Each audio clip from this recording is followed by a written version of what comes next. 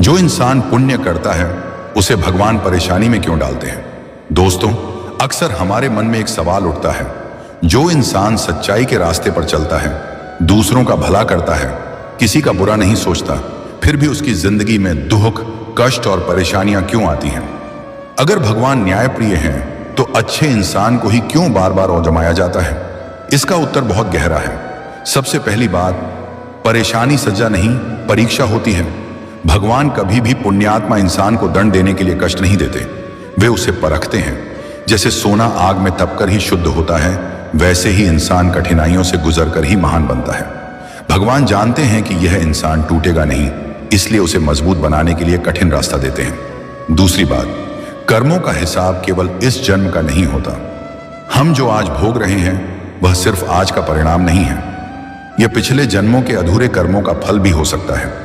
पुण्य करने वाला इंसान उन पुराने कर्मों को जल्दी काट लेता है, इसलिए कभी कभी ऐसा लगता है कि अच्छे इंसान को ही ज्यादा दुख मिल रहा है, जबकि सच यह है कि उसके बुरे कर्मों का हिसाब जल्दी साफ किया जा रहा है।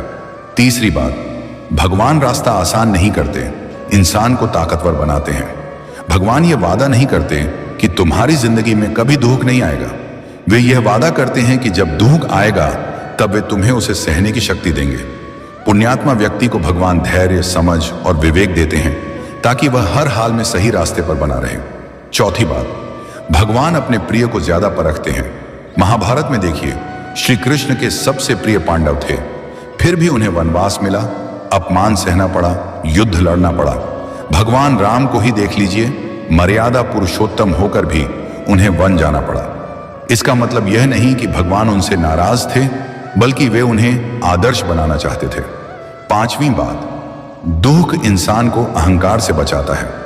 अगर पुण्य करने वाले इंसान की जिंदगी हमेशा सुख में रहे तो उसके अंदर भी घमंड आ सकता है। परेशानी इंसान को विनम्र बनाती है, भगवान से जोड़े रखती है और जीवन का असली अर्थ सिखाती है। अंत में याद रखिए, भगवान देर करते हैं, अंधेर नहीं। पुण्य कभी व्यर्थ नहीं जाता।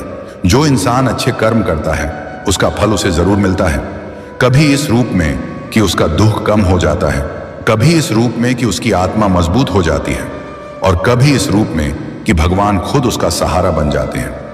इसलिए अगर आप सही हैं, सच्चे हैं और फिर भी परेशानियों में हैं, तो समझ लीजिए भगवान आपको गिराने नहीं, ऊंचा उठाने की तैयारी कर रहे हैं।